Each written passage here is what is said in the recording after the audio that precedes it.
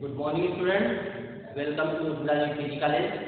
आज हम BTC second semester विज्ञान में भौतिक विज्ञान के चैप्टर कार्य और ऊर्जा के बारे में अध्ययन करेंगे, जिसमें पिछले वीडियो में हमने कार्य क्या होता है, कार्य का रूप क्या होता है, कार्य का धनात्मक होता है, कार्य का ऋणात्मक होता है, कार्य का शून्य होता है, इसके बारे में उदाहरण सहित हम आपको समझा दिए हैं। तो अब आप आए नए टॉपिक आप ऊर्जा।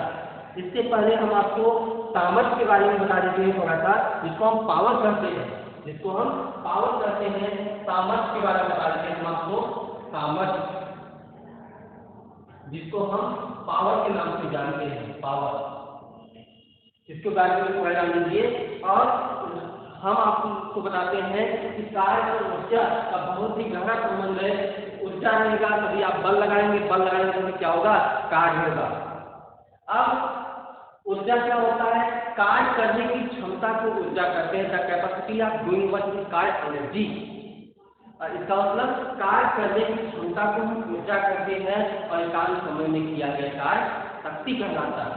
एकांत समय में किया गया कार्य शक्ति कहलाता है।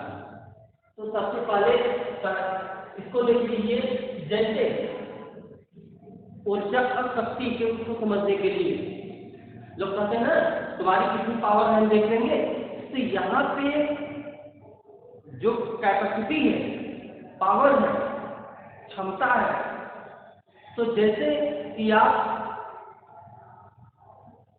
2 किलोमीटर साइकिल चला सकते हैं, 2 किलोमीटर साइकिल चला सकते हैं, यह आपकी ऊर्जा है। लेकिन आप 4 मिनट में 2 किलोमीटर जा सकते हैं, यह आपकी कैपेसिटी है, आपका पावर है, आपका सामर्थ्य। इसका मतलब एकांत समय में किया गया कार्य शक्ति कहलाता है।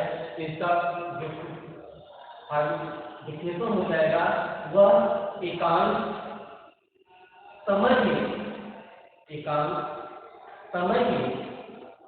किया गया कार्य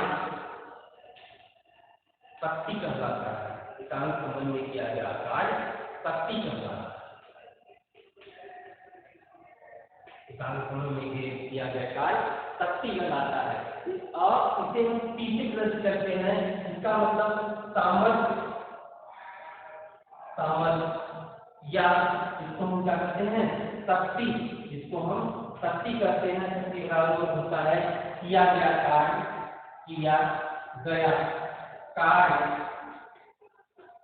बटे समय, किया गया कार्य बटे समय। इसका मतलब P = W/T, इसका मतलब होता है जूल प्रति सेकेंड होता है, या इसी को हम वाट कहते हैं, सामर्थ्य एकांत समय में किया गया कार्य शक्ति कहलाता है, सामर्थ्य कहलाता है, या कैपेसिटी कहलाता है। और इसका मतलब किया गया कार्य बटे समय अंतराल को हम शक्ति अथवा पावर करते हैं। अब इसका मतलब जूल प्लस सेकेंड या वाट होता है। वाट जो होता है शक्ति का छोटा मात्रक होता है, वाट जो होता है वह शक्ति का छोटा मात्रक होता है। अब शक्ति का बड़ा मात्रक जो होता है किलोवाट भी होता है। यार शक्ति का ये नोट पॉइंट आपको हो जाएगा, शक्ति का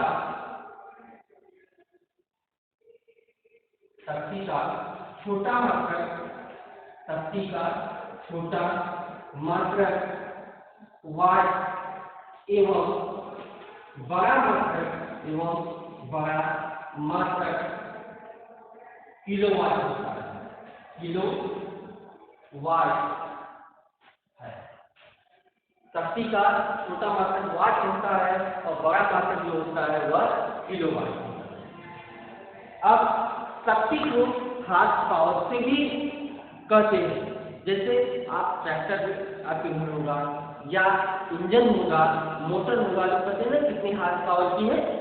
तो अर्थ शक्ति जिसको बोलते हैं अर्थ शक्ति, शक्ति का मात्रक अर्थ शक्ति भी होता है, जिसको हार्स पावर भी कहते हैं। तो एक अर्थ शक्ति, एक अश्व शक्ति लगभग बराबर होता है 746 वाट। एक अश्व शक्ति लगभग बराबर होता है 746 वाट के, और एक किलोवाट बराबर होता है 1000 वाट। 1000 वाट होता है। ये तो आपका हो गया समझ। अर्थात एकांत समय में किया गया कार्य शक्ति कहलाता है, और शक्ति का मात्रक 0.10 सेकेंड या वाट होता है। शक्ति का छोटा मात्रक जो होता है वाट होता है, बड़ा मात्रक किलोवाट होता है, और एक अश्व शक्ति बराबर होता है 746 वाट होता है। इसको आप नोट कर लें। उसके बाद हम आपको बताते हैं किलोवाट घंटा का जूल में क्या संबंध होता है, उसके बाद ऊर्जा का परिभाषा बताते हैं, और ऊर्जा कितने प्रकार की होती है इसके बारे में डिस्कस करेंगे। तब तक आपको छोटा पॉइंट है, इंपॉर्टेंट पॉइंट है, और आपकी जानकारी के लिए इसको आप नोट कर लें। तो आइए हम चर्चा करते हैं ऊर्जा क्या होती है। ऊर्जा के बारे में हम आपको बताते हैं। हेडिंग लगा लीजिए ऊर्जा, आप हेडिंग लगा लीजिए ऊर्जा, जिसको इंग्लिश में हम एनर्जी के नाम से भी जानते हैं। आजकल मार्केट में एनर्जी बूस्टर भी आया हुआ है, ठीक है। इस कोरोना महाकाल में एनर्जी को मेंटेन रखिए, इम्यूनिटी पावर को मेंटेन रखिए, कोई प्रॉब्लम नहीं आएगी। तो एनर्जी क्या होता है, ऊर्जा क्या होती है? तो कार्य करने की क्षमता को ऊर्जा कहते हैं। जैसे हमको दौड़ना है, तो जो मेरे अंदर दौड़ने की जो क्षमता है वही हमारी ऊर्जा है। या कोई काम करने की, हमारे पास पढ़ने की, लिखने की, दौड़ने की, साइकिल चलाने की, बाइक चलाने की जो क्षमता है, जो कैपेसिटी है, वही हमारी ऊर्जा है। और ऊर्जा कई प्रकार के हैं, यांत्रिक है, रासायनिक है, चुंबकीय है, नाभिकीय है, पवन ऊर्जा है, विद्युत ऊर्जा है। सब क्या है? ऊर्जा के प्रकार है। ऊर्जा इस ब्रह्मांड में कई रूप में उपस्थित है, कई रूप में उपस्थित है। जैसे कि जो हम बाइक चला रहे हैं, कार चला रहे हैं, ये क्या है? ईंधन ऊर्जा। क्या है? ईंधन ऊर्जा। उसके बाद विद्युत सेल है, इसमें क्या है? रासायनिक ऊर्जा है। उसके बाद नाभिकीय ऊर्जा, मतलब नाभिकीय विखंडन, नाभिकीय संलयन, ये सब के बारे में हम आपको विज्ञान से अध्ययन करेंगे। पहले हम आ जाए ऊर्जा क्या होता है उसके बारे में बता दें। इसका परिभाषा आप लिख लीजिए कि कार्य करने की क्षमता को, किसी वस्तु के द्वारा कार्य करने की क्षमता को उस वस्तु की ऊर्जा कहते हैं। यहाँ लिख लीजिए किसी वस्तु द्वारा कार्य करने की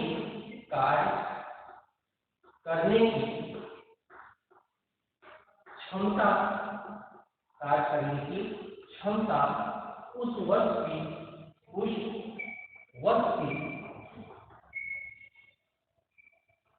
ऊर्जा कहलाती है। उस वस्तु की ऊर्जा कहलाती है। The capacity of doing work कार्य करती है। इसका मतलब कोई वस्तु के द्वारा कार्य करने की क्षमता होती है, वही उस वस्तु की ऊर्जा होती है। ऊर्जा ये तो आपकी परिभाषा हो गई। अगर कभी आपसे कोई पूछ रहा है, सिंपल डिफिनेशन है, कार्य करने की जो क्षमता है वही क्या है? ऊर्जा है। अगर हमारे अंदर दौड़ने की क्षमता है वही मेरी ऊर्जा है, वही आपकी ऊर्जा है। आपके पास किसी भी कार्य करने की जो क्षमता है वही आपकी ऊर्जा है। ऊर्जा का मात्रक पहले नोट पॉइंट लिख लीजिए, मोस्ट इंपॉर्टेंट। ऊर्जा एक अधिक राशि है। ऊर्जा एक अधिक राशि।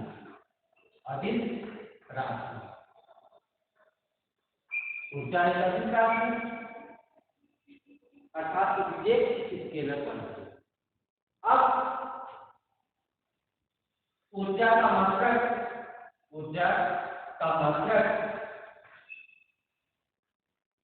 क्या होता है? ऊर्जा का मात्रक जूल होता है, या ऊर्जा का मात्रक जो होता है न्यूटन मीटर होता है। ऊर्जा का मात्रक न्यूटन मीटर या जूल होता है, न्यूटन मीटर या जूल होता है। सीजीएस पद्धति में डाइन इंटू सेंटीमीटर या अर्घ होता है, ऊर्जा का जो मात्रक होता है वह सीजीएस पद्धति में डाइन होता है या अर्घ होता है, और व्यय ऊर्जा को मापने के लिए किलोवाट घंटा होता है। व्यय ऊर्जा को मापने के लिए, व्यय ऊर्जा को मापने के लिए किलोवाट घंटा इसका प्रयोग करते हैं, किलोवाट घंटा का प्रयोग करते हैं। तो अभी हम आपको बताएंगे कि किलोवाट घंटा में तथा जूल में क्या संबंध होता है।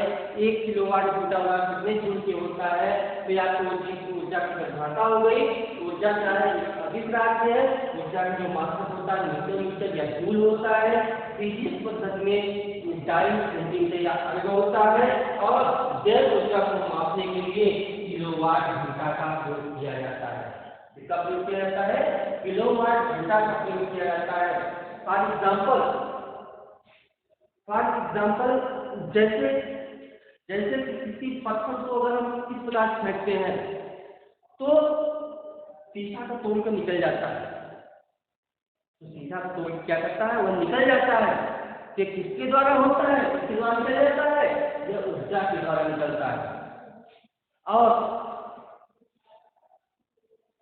जैसे जो बड़े बड़े ब्लेड लगे होते हैं, पंखे लगे होते हैं, जब हवा चलती है तो घूमती है, जिसके द्वारा विद्युत प्राप्त किया जाता है। गेहूं की सिंचाई होती है, पानी की निकासी होती है, जिसको हम पवन चक्की कहते हैं, तो यह किसके द्वारा घूमता है, ऊर्जा के द्वारा घूमता है। कौन सी ऊर्जा होती है, हवा होती है, पवन ऊर्जा होती है।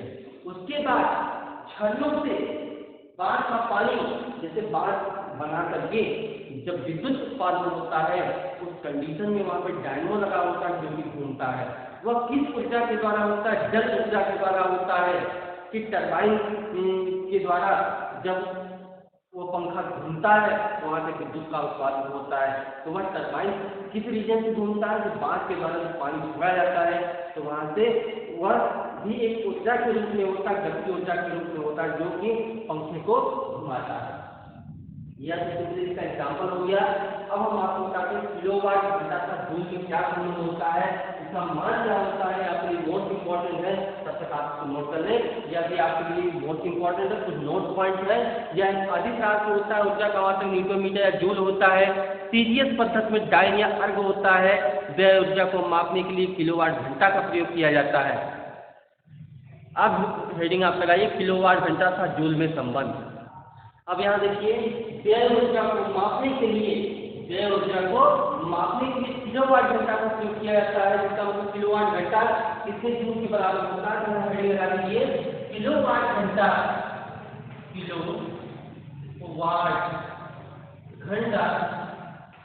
तथा जूल में संबंध।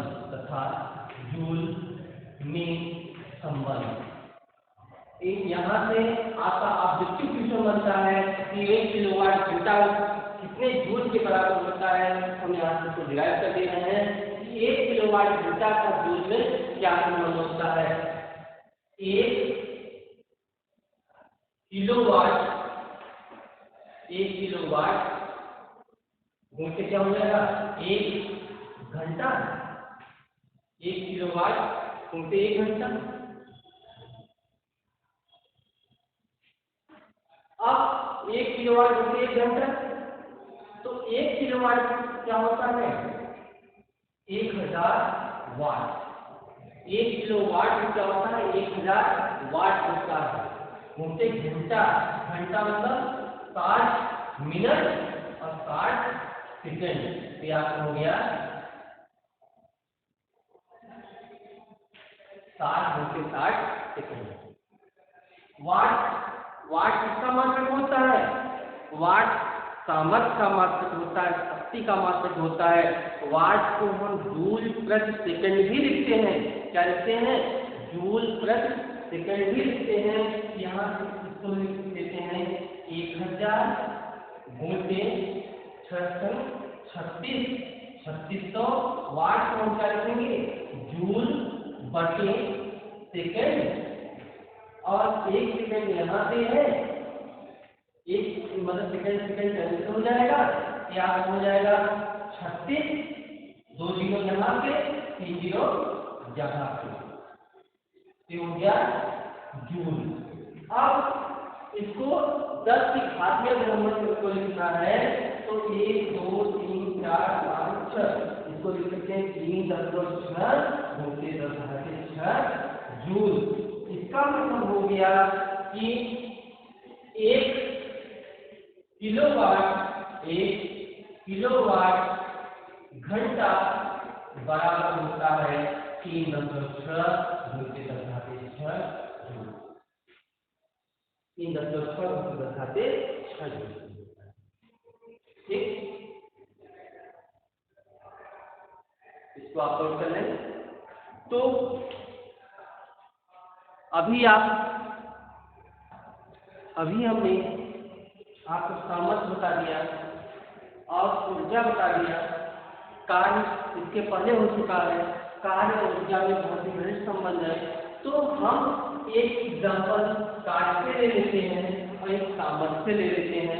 अभी हमने किलोवाट घंटा का जो संबंध हम आपको बताया, एक फ्यूचर यहाँ देख लीजिए कि यदि किसी कार्य करने के लिए सिंपल किसी वस्तु पर यदि 5 न्यूटन का बल लगाया जा रहा है, यदि उस बल के द्वारा 3 मीटर विस्थापन हो रहा है, किए गए कार्य की गणना कीजिए। इस प्रकार से आपके एग्जाम में पूछा भी जा सकता है, तो आप सिंपली कर सकते हैं, बहुत ही आसान होगा। यदि आपसे पूछ लिया जाए कि यदि किसी वस्तु पर 10 न्यूटन का बल लगा करके 3 मीटर विस्थापन 45 अंश के कोण पर हो, किए गए कार्य की गणना कीजिए। तो इस कंडीशन में W का cos थीटा लगेगा। तो यहाँ पे आपका ऊर्जा हो गया, ऊर्जा की परिभाषा भी आपको बता दिया। अब हम चलते हैं ऊर्जा के विभिन्न रूप या ऊर्जा के विभिन्न रूप।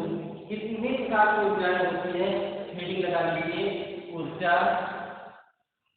के विभिन्न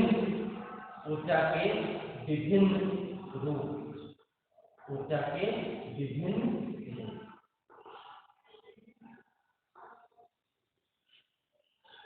ऊर्जा जो होती है कई प्रकार की होती है। ऊर्जा में जैसे आपकी यांत्रिक ऊर्जा हो जाएगी, यांत्रिक ऊर्जा, रासायनिक ऊर्जा, ऊष्मीय ऊर्जा। तो ऊर्जा के विभिन्न रूप में हो जाएगा। नंबर 1 यांत्रिक ऊर्जा,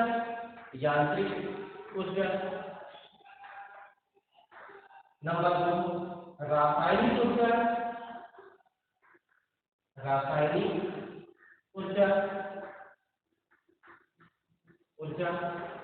नंबर 3 ऊष्मीय ऊर्जा। ये सब क्या है? आपकी ऊर्जा के रूप में है। यांत्रिक ऊर्जा, रासायनिक ऊर्जा, ऊष्मीय ऊर्जा, प्रकाशीय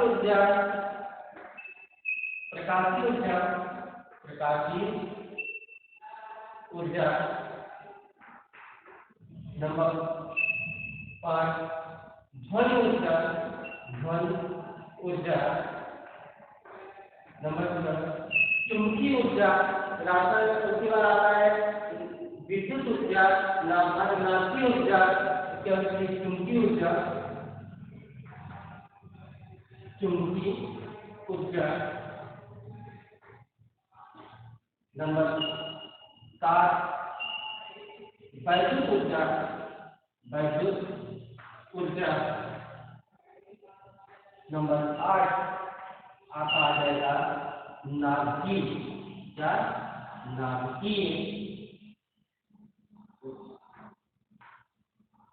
ये सब क्या है? ऊर्जा के प्रकार है।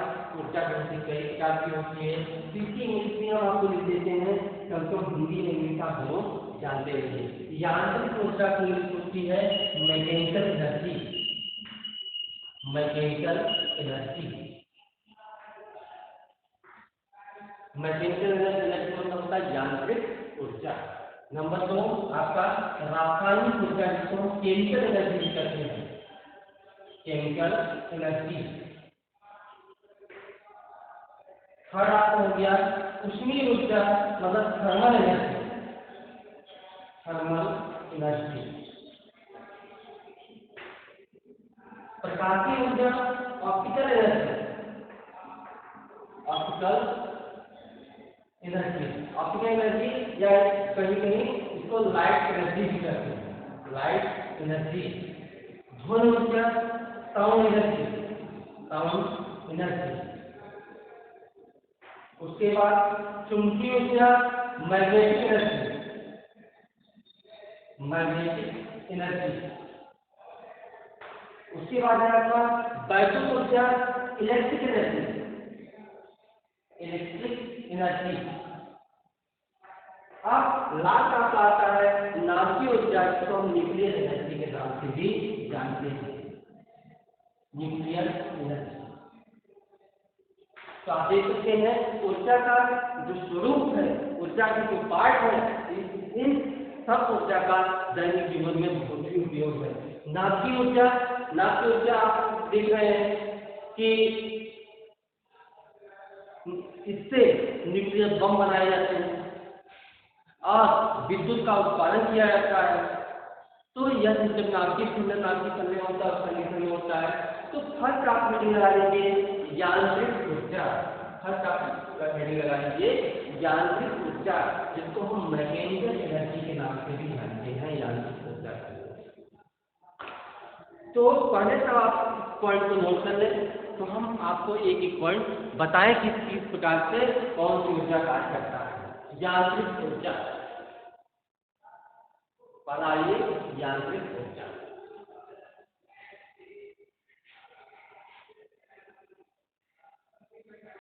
यांत्रिक ऊर्जा देखिए, जिसको हम मैकेनिकल एनर्जी कहते हैं। तो मैकेनिकल एनर्जी क्या होता है? यांत्रिक ऊर्जा सिंपल सी बात है, यंत्रों के द्वारा उत्पन्न ऊर्जा। या मेन क्या है कि यहाँ इस यांत्रिक ऊर्जा में गति और स्थिति, किसी भी वस्तु में उसके गति एवं स्थिति विशेष के कारण कार्य करने की जो क्षमता होती है, उसे हम यांत्रिक ऊर्जा कहते हैं। या ये कह सकते हैं, इसका एक परिभाषा लिख लीजिए, किसी भी वस्तु में उसके गति अथवा स्थिति विशेष के कारण। इसमें हम दो परिभाषा हम आपको दिखाएंगे, जो आपको बेटर लगेगा उसको आप लिख सकते हैं, याद कर सकते हैं। दोनों की मोस्ट इंपॉर्टेंट डिफिनेशन है कि किसी वस्तु में उसके गति अथवा, मतलब कि गत या अथवा स्थिति, गत अथवा स्थिति विशेष के कारण, स्थिति विशेष के कारण कार्य करने की क्षमता को, कार्य करने की क्षमता को, कार्य करने की क्षमता को यांत्रिक ऊर्जा कहते हैं। कार्य करने की क्षमता को यांत्रिक ऊर्जा कहते हैं। या देख सकते हैं कि किसी भी वस्तु में उसके गत अथवा स्थिति के कारण कार्य करने की जो क्षमता होती है, उसे हम यांत्रिक ऊर्जा कहते हैं। अब वो गति के कारण कार्य कर रही है या स्थिति के कारण कार्य कर रही है, ऐसे ऊर्जा को हम यांत्रिक ऊर्जा कहते हैं। फॉर एग्जाम्पल, जैसे आपकी खींची हुई रबड़ जो होती है, वह आप क्या है? यांत्रिक ऊर्जा है। गुलेल का आपको चलाए नहीं होंगे इस तरीके से, तो यह गुलेल के द्वारा जब आप मारते हैं, पत्थर मारते हैं, तो वह भी क्या है? एक यांत्रिक ऊर्जा का डिफिनेशन है। जब गुलेल को हम खींचते हैं तो वह भी क्या है कि यांत्रिक ऊर्जा का एक एग्जाम्पल है। उसके बाद बहता हुआ पानी, नदी का जो पानी होता है, बहता हुआ जो पानी होता है वह भी यांत्रिक ऊर्जा का एग्जाम्पल होता है।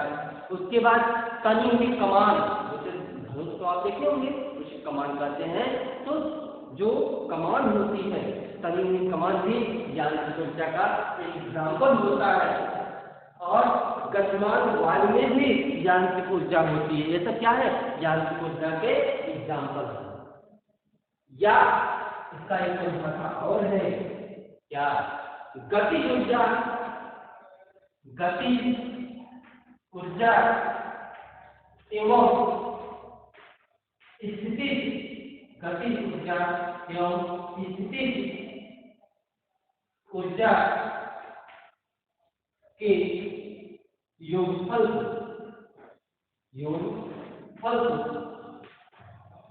गति ऊर्जा एवं स्थिति ऊर्जा के योगफल को यांत्रिक ऊर्जा कहते हैं। यांत्रिक ऊर्जा कहते हैं।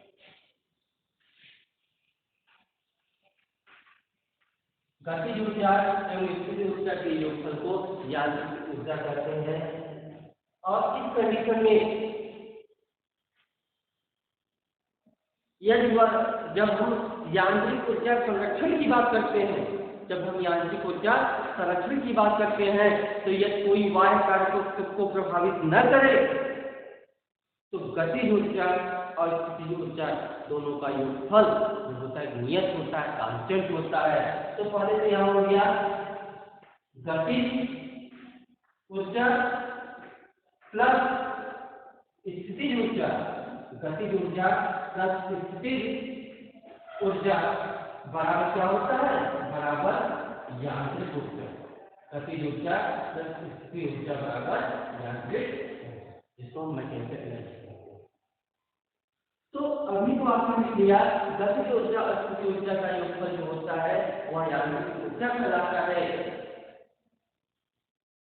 तो उदाहरण भी करते हैं, इसका उदाहरण भी लिखें कि उदाहरण में जैसे खिंची हुई कमान, कमान लीजिए, कमान खिंची हुई कमान, बहता हुआ पानी,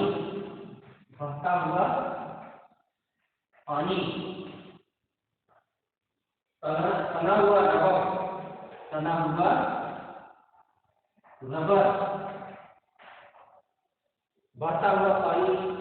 उसके बाद गुलेल तो आपने देखा ही हो, गुलेल क्या होता है?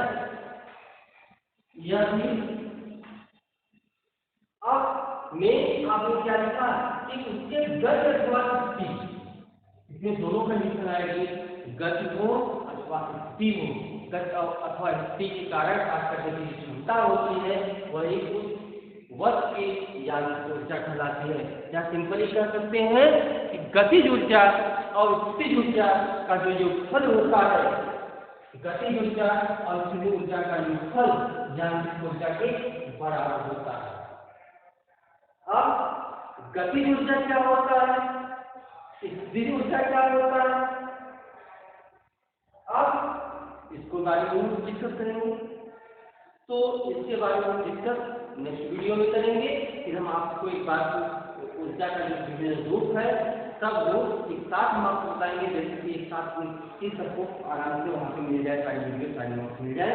तो फिर भी एक लाइन में आप ये सोच लीजिए, अगर हम यांत्रिक ऊर्जा संरक्षण की बात करते हैं, यांत्रिक ऊर्जा संरक्षण की बात करते हैं, तो गति ऊर्जा और स्थिति ऊर्जा दोनों का योगफल हमेशा क्या होगा? नियत होगा, कांस्टेंट होगा। यदि उस पर कोई बाह्य कारक प्रभावित नहीं कर रहा है तो सिंपल सी बात है, यदि गति ऊर्जा घटेगा तो स्थिति ऊर्जा बढ़ेगा, यदि स्थिति बढ़ेगा तो गति घटेगा।